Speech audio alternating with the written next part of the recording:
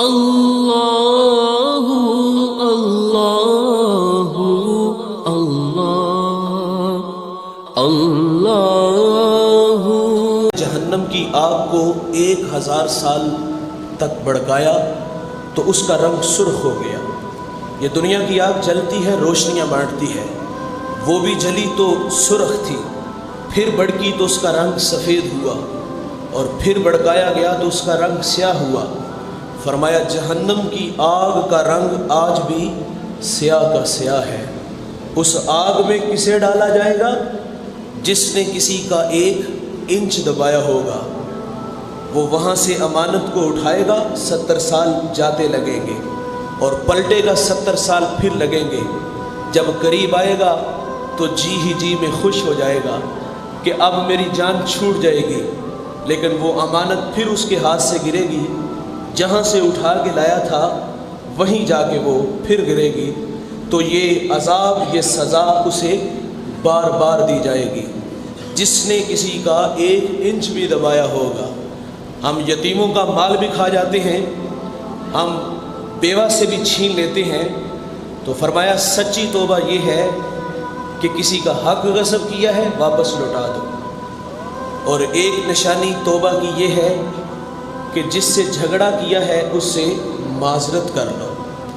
مجھے ایک بوڑھا ملا، تقریباً ان کی عمر 60 برس ہے، اور وہ اپنے غم کی کہانی سناتے ہیں، اپنے بچھڑے لوگوں کی داستان سنانے لگے، اور کہتے کہ 35 سال ہو گئے میں اپنے بھائی سے کلام نہیں کیا۔ یہ کتنی شرم کی بات ہے کہ بھائی سے زمین کے لیے نہیں جھگڑا ہوگا، بچوں پہ جھگڑ پڑے ہوں گے۔ بچے تو 10 منٹ کے بعد پھر اسی طرح اسی میدان میں کھیلتے ہیں۔ تو ہم کتنا غلط کام ہے کہ بھائی کو نہیں بلا رہا۔ فرمایا اگر کسی سے جھگڑا کیا ہے تو اس سے معذرت کر لو، اور ایک نشانی یہ ہے کہ آئندہ عزم کرو کہ دوبارہ گناہ نہیں کریں گے۔ اور چھٹی نشانی فرمایا جس طرح نفس کو گناہوں سے فربا کیا، فرمایا اس کو اطاعت الہی میں لگا دو، محنت و مشقت میں ڈال دو۔ فرمایا جس میں یہ 6 چیزیں پائی جائیں گی اس کی سچی توبہ ہوگی۔ اور میرے نبی صلی اللہ علیہ وسلم ایک دن میں 100 مرتبہ توبہ کیا کرتے تھے۔ یہ خشیت الہی کا غلبہ تھا۔ اسی لیے اما عائشہ فرماتی ہیں کہ ایک دفعہ تیز ہوا چلی، حضور کبھی کمرے میں داخل ہوتے ہیں، کبھی باہر آ جاتے ہیں۔ فرماتی ہیں کہ میں نے یہ اضطراب دیکھا تو میں نے عرض کیا آقا یہ بے چینی کیسی؟ تو حضور فرماتے ہیں میں ڈرتا ہوں یہ ہوا کہیں قوم عاد والی نہ ہو۔ اس قدر خشیت الہی ہے۔ نظر تابی ہیں اور حضرت انس رضی اللہ تعالیٰ عنہ کی خدمت میں حاضر ہیں۔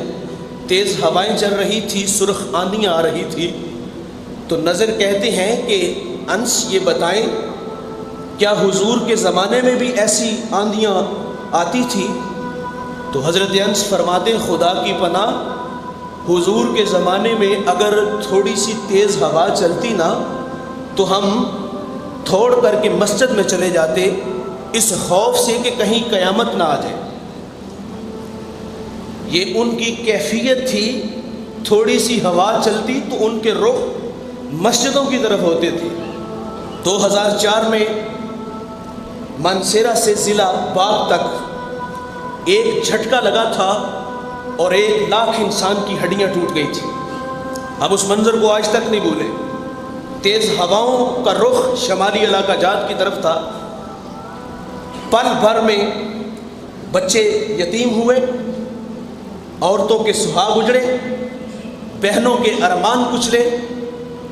جو سخاوت کے دیوتا تھے، لوگوں نے صبح کے اجالے میں دیکھا کہ ہاتھوں میں کشکول لیے وہ بھی بھیک مانگ رہے تھے۔ یہ کل کی کہانی ہے، جب 1 لاکھ انسان مٹی میں ملا تو خیال تھا کہ اللہ کے گھر بھر جائیں گے، ہمیں موقع ملا، ہم بچ گئے۔ پنجاب کے رہنے والے نمازی بن جائیں گے، اخلاق اگر زوال پذیر ہیں تو بحال ہو جائیں گے، رشتوں کی قدریں زوال پذیر ہیں تو بحال ہوگی۔ خیال یہ تھا کہ وہاں تو جزوی عذاب آیا اور انہیں سزا دی گئی، انہیں خاک میں ملا دیا گیا، اور ہم پنجاب والے، گجرانوالہ والے، ہم اللہ کے حضور جھکنا شروع کر دیں گے۔ لیکن جب صبح ہوئی تو تبصرہ ہر شخص نے سنا کہ وہ بڑے بدکار لوگ تھے، وہ بند کمروں میں آبرو ریزیاں کرتے تھے۔ مانا کہ وہ آبرو ریزیاں کرتے تھے تو کیا ہم جو ہے بڑے حاجی ثناء اللہ ہیں؟ اگر ان کے اخلاق کھوکھلے ہیں تو کیا ہمارے پاس اچھے رویے ہیں؟ اگر ان کی پیشانیاں سجدوں کے نور سے محروم تھی تو کیا ہم تہجد گزار ہیں؟ اگر وہ بند کمروں میں آبرو ریزیاں کرتے تھے تو کیا راتیں ہماری رنڈیوں کے ساتھ نہیں گزرتی؟ اگر رات کو شراب کے جام چلتے تھے تو کیا ہم تنہائی میں بیٹھ کے اللہ کا ذکر کرتے ہیں؟ او بھائی، اگر من میں گریبان میں منہ ڈالیں تو اگر ایک انگلی کسی کی طرف کرتے تو 3 ہماری طرف ہوتی ہیں۔ تقاضا تو یہ تھا کہ مسجدیں بھرتی، پیشانیوں میں سجدوں کا نور آتا، آنکھوں پر حیا کے پہرے بیٹھتے، کانوں میں قرآن کے نغمے بڑھتے، لیکن ہم نے کہا وہ بڑے بدکار تھے، اس لیے اللہ ان سے ناراض ہوا اور انہیں مٹی میں ملا دیا۔ صحابہ کہتے کہ جب تھوڑی سی بھی ہوا چلتی تو ہم ڈر کے مسجد میں چلے جاتے کہ کہیں قیامت نہ آ جائے، لیکن ہمارے کان پہ جوں تک نہیں رینگتی۔ ہمیں چیخ چیخ کے اللہ کا منادی بلاتا ہے، ہمیں پرواہ تک نہیں ہوتی۔ حضرت علی فرماتے ہیں آج عمل ہے، حساب نہیں، کل حساب ہوگا، عمل نہیں ہوگا۔ آج ہم پرواہ نہیں کرتے تو قیامت کو سہنا پڑے گی ہمیں۔ میں نے ایک بابے کو پڑھا ہے، فقیر کو پڑھا ہے، وہ چوک میں کھڑا رو رہا تھا۔ کسی نے کہا بابا جی آپ کیوں رو رہے ہو؟